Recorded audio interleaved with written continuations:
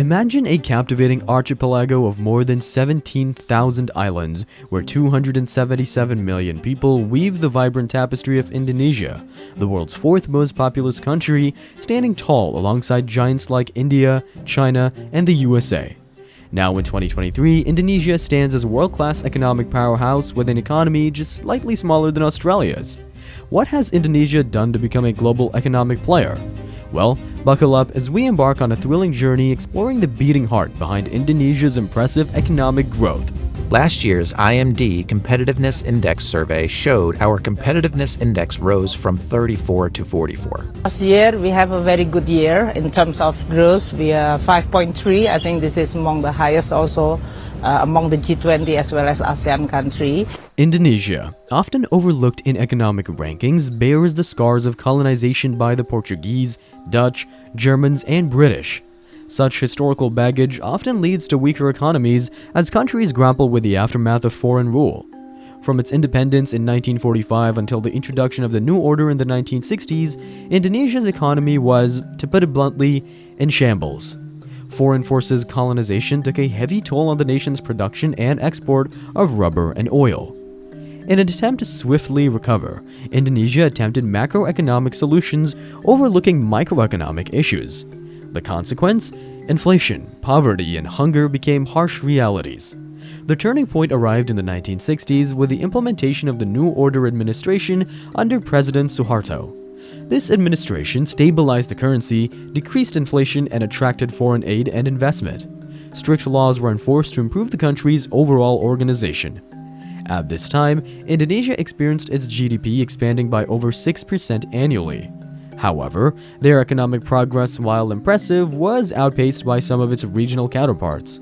It didn't quite reach the level seen in countries like Japan, South Korea, and Singapore, which emerged as an economic powerhouse in the same era.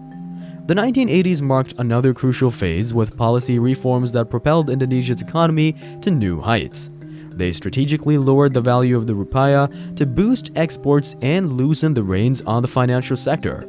This bold move lured foreign investments, especially into the swiftly growing export-focused manufacturing domains. From 1989 to 1997, the country experienced a staggering growth rate of 7%. Even the 1997 Asian financial crisis couldn't halt Indonesia's economic momentum. The GDP, which stood at $986.6 billion in 2000, is projected to reach a whopping $5,800.6 billion by 2027, showcasing a remarkable trajectory since the 1980s. Compared to its Asian counterparts, at the time, Indonesia's GDP surpassed Malaysia's $116 billion USD, trailed India's $476 billion USD, and outpaced Thailand's $169 billion USD. A key driver behind Indonesia's 21st century economic success is its ambitious 20-year development plan. The RPJMN, or the National Medium-Term Development Plan, spanning from 2004 to 2024, broken down into a 20-year long-term plan and 4 5-year medium-term plans, each phase targets specific development priorities. For instance, the 2015 to 2019 RPJMN focused on renewable and sustainable resources, while the current 2020 to 2024 plan addresses deforestation and forest degradation. Unlike other nations relying on a single sector for GDP growth, Indonesia's economic rise is a result of multiple sectors thriving. Manufacturing takes center stage, contributing about 20% to the country's GDP. Textiles, garments, food and beverages, electronics, automotive, and chemicals form the backbone of Indonesia's manufacturing prowess. Surprisingly, Indonesia now stands as the 10th largest manufacturing nation globally, employing approximately 25 million workers. While manufacturing is the crown jewel, agriculture still plays a significant role, constituting around 14.4% or 3% of the country's economy. The success of Indonesia's manufacturing sector, coupled with ongoing efforts and a government plan to boost growth rates, positions the nation on a trajectory to enter the world's top 10 economies through manufacturing alone. Don't take it lightly when we say this. Indonesia is a powerhouse of diverse products and commodities. It flaunts an impressive lineup including rice, cassava, tapioca, peanuts, natural rubber, cocoa, coffee, copra, poultry, beef, pork, and eggs. But shining the brightest among these is palm oil, a game changer for Indonesia. Holding the crown as the world's largest producer, Indonesia supplies a whopping half of the global palm oil demand. This agricultural gem isn't just a source of national pride, it's a vital player in Indonesia's economic tapestry. Diving into other economic sectors, the oil and mining industry emerges as a heavyweight contributor. Indonesia stands as the biggest producer of nickel and the second largest producer of cobalt as of 2022. Beyond the economic success attributed to laws, politics, and administrative governance, Indonesia's geographical, political, and geopolitical features are also instrumental in its ascent. As mentioned before, geographically, Indonesia enjoys a strategic location, nestled between Greater Asia and Australia, with the Indian and Pacific Oceans embracing its shores. This prime positioning makes Indonesia a logical trade route, amplifying its significance for surrounding nations.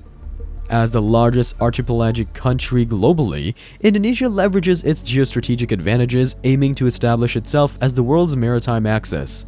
Another silent force propelling Indonesia to Asian superpower status is its leadership role in ASEAN, or Association of Southeast Asian Nations. A founding member since 1967, Indonesia spearheads a political and economic union encompassing 10 countries: Brunei, Cambodia, Indonesia, Laos, Malaysia, Myanmar, Philippines, Singapore, Thailand, and Vietnam. This collaborative effort aims not only to accelerate economic growth, but also to maintain peace and stability among member nations. Indonesia doesn't stop there. It's an active participant in APEC, or the Asia-Pacific Economic Cooperation, an intergovernmental forum fostering trade among Asian countries and Pacific Rim nations. With members like Australia, New Zealand, Papua New Guinea, Peru, and the United States, APEC promotes the free trade of products, creating a dynamic economic landscape. In just the latest quarter of 2023, foreign direct investment in Indonesia saw a 14.2% year-on-year increase, reaching a whopping USD 12.59 billion. While this marks a slowdown compared to the previous 1 to 1.5 years, which experienced a 20.2% surge, investors are adopting a cautious stance leading up to February 2024 general elections. Noteworthy sectors attracting foreign direct investment include base metals, transportation, warehousing, telecommunications, and chemical and pharmaceuticals. Singapore, China, Hong Kong, Japan, and Malaysia emerged as the primary sources of FDI. The government aims to secure USD 95.5 billion in investment from both domestic and foreign channels by the end of the year. Did you think that was all? No, quite the opposite. Indonesia also takes a bold leap into the digital frontier.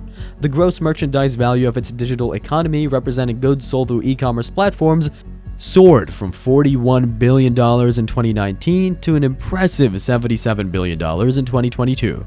Projections paint a promising future, with the gross merchandise value expected to reach $130 billion in 2025.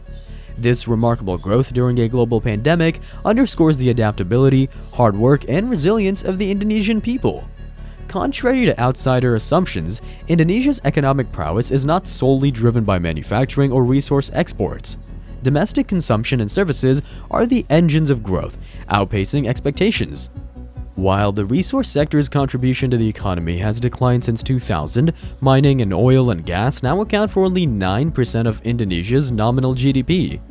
This shift positions Indonesia as an increasingly attractive destination for foreign investors. Also, with a youthful population where 26% are under 15, Indonesia boasts a massive consumer market, drawing attention from established superpowers like China and the United States.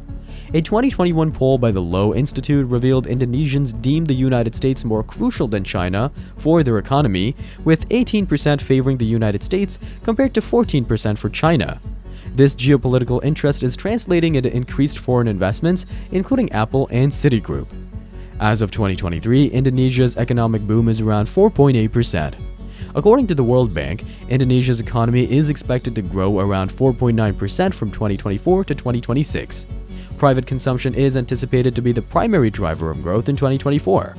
Business investment and public spending are also expected to pick up as a result of reforms and new government projects. The current president, Joko Widodo's visionary calculations paint a picture of a population reaching 309 million, economic growth at 5.6%, GDP soaring to a 9.1 trillion USD, and a per capita income of $29,000 US. Jokowi's economic policies, initiated in 2015, aim to reduce fuel subsidies and increase funding for infrastructure, education, and health. Furthermore, the administration implemented a village fund program and targeted land certification. You could say, hearing this, that President Joko Widodo has done an excellent job so far. Looking ahead, Indonesia is on track to fulfill its 20-year National Medium-Term Development Plan, fueled by the current positive state of economic growth. As the beacon of the ASEAN economy, Indonesia isn't just eyeing a spot among Asia's top 10. It's poised to become one of the world's top 10 economies. The future looks bright, with projections indicating Indonesia's potential to claim the title of the fourth largest economy globally by 2045, a testament to its enduring rise as an economic powerhouse.